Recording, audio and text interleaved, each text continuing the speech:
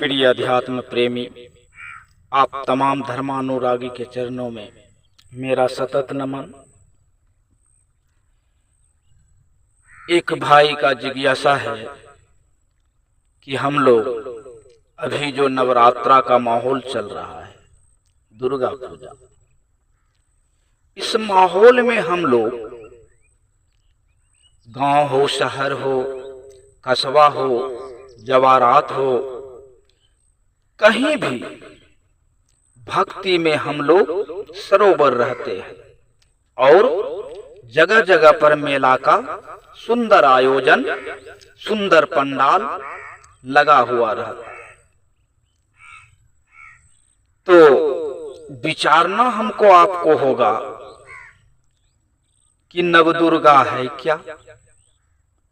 रामनवमी, नवदुर्गा, नम्मा पाठ, नवधा भक्ति, ये सब के सब 999, ये 9 क्या है? साहब ने हमको आपको समझाया, ये स्मरण, ये सदा ध्यान रखने योग्य बात है कि सब में 9 अंक है। तो हमारे आपके अध्यात्म में, इस भारत वर्ष में 9 अंक जो कभी क्षरण नहीं होता, क्षय नहीं होता, इसी 9 अंक से हम आप गणित को जानते हैं। 9 अंक से ही हम आप सिमटे हुए हैं।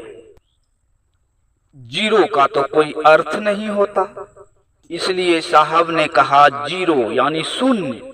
ये ब्रह्मांड है, ये ईश्वर है, ये शिव है। और एक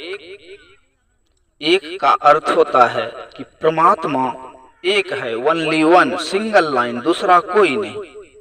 वो शिव है, अल्लाह है, खुदा है, गॉड है या वाहे गुरु जी खालसा। हम आप उस परमात्मा को, उस महेश्वर शिव को जो संज्ञा देना हो दे सकते हैं, लेकिन है वो एकला, ओनली वन। तो उस शिव के बारे में हम आप तो अगले वीडियो में जाने, उनके शक्ति को भी हम आप जाने। या शक्ति शिवस्य शक्ति, यानी जो भी संसार में शक्तियां हैं वह देवी के रूप में या देवता के रूप में जो सर्व पूजित है संसार में, उनकी हम आप कमोनबेश पूजा पाठ करते ही रहते हैं अनवरत। क्या है ये सब? साहब ने कहा ये सब शिव की शक्तियां हैं, तो हम आप भी शिव के ही शक्तियां हैं, इसे हम आप भूलें नहीं। लेकिन हम लोग नवरात्रा मनाते हैं, यहाँ 9, नवधा भक्ति करते हैं, यहाँ 9, रामनवमी करते हैं, यहाँ 9, नमा पाठ करते हैं, यहाँ भी 9।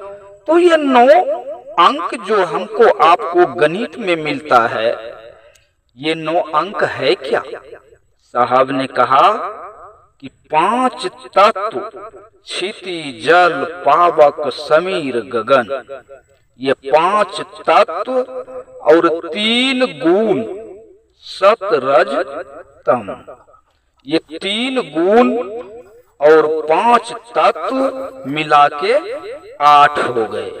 तो हम लोग 5 तत्व तो जानते हैं। क्षिति मतलब मिट्टी, जल, अग्नि, हवा, वायु जिसको कहते हैं, और आकाश, ये 5 तत्व, 3 गुण, सत, रज, तम, यानी सत्यम शिवम सुंदरम, ईश्वर सत्य है और वो अति सुंदर है। बाकी कुछ सुंदर नहीं है, बाकी सब सत्ता हिलते डुलते रहते हैं शिव की दया से। जो भी है संसार में, देवी हो या देवता हो, वो हिलते डुलते रहते हैं, यानी क्षरण होते रहते हैं। लेकिन शिव तो क्षरण होता ही नहीं है, आजन्मा है, उसका मृत्यु भी, लय भी नहीं होता है। वह सूक्ष्माति सूक्ष्म परम चैतन्य आत्मा है। तो हम आप 9 पाठ करते हैं, नमा पाठ करते हैं, तो समझ गए ना कि पांच तत्व और तीन गुण सत रज, जो हम आप राज भोग भोगते हैं, और तम तामसी गुण तुनकना, ज्ञान आएगा, शिवत्व उतरेगा शिव शिष्य में, तो वो तनेगा कि झुकेगा।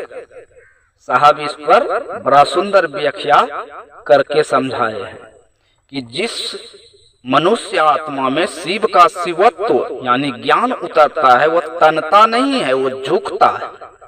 जैसे फल वृक्ष में लगते हैं तो वृक्ष तनते नहीं हैं, वो नमते हैं, झुकते हैं। उसी प्रकार अगर हम आप शिव के शिष्य हैं तो हमको आपको भी इस कल्याण के मार्ग पर चलना है। जैसे शिव ने संसार को बचाने के लिए जहर का पान किया, विष का पान किया, हम आप भी छोटे छोटे गलतियां, छोटे छोटे झंझट लम्फट उल्टन सबसे हम लोग सहन करते हुए शिव के इस कार्य में अपना अपना योगदान दें। शिव तत्व तब हमको आपको गुरु से दया के रूप में निश्रित होगा, मिलेगा। तो हम आप जान गए कि पांच तत्व और तीन गुण सत रज तम 8 हो गया, और एक परमात्मा, ये 9, और इसी 9 अंक से गणित बना है। फिर वही 9 चलेगा, 1 से लेकर 9, 1 2 3 4 5 6 7 8 9, और फिर 1 पर 1 लगाइए 11 हो गया, 1 पर 0 डालिए 10 हो गया, 1 पर 2 डालिए 12 हो गया। यानी ये पुनरावृत्ति होते रहता है, बाकी कुछ नहीं है। तो हम लोग जान गए 5 तत्व, 5 महाभूत, क्षिति जल पावक गगन समीर, और 3 गुण सत रज तम, और 1 परमात्मा। इसी से पूरा संसार बना है, जीव बना है, जगत बना है, और कुछ नहीं है।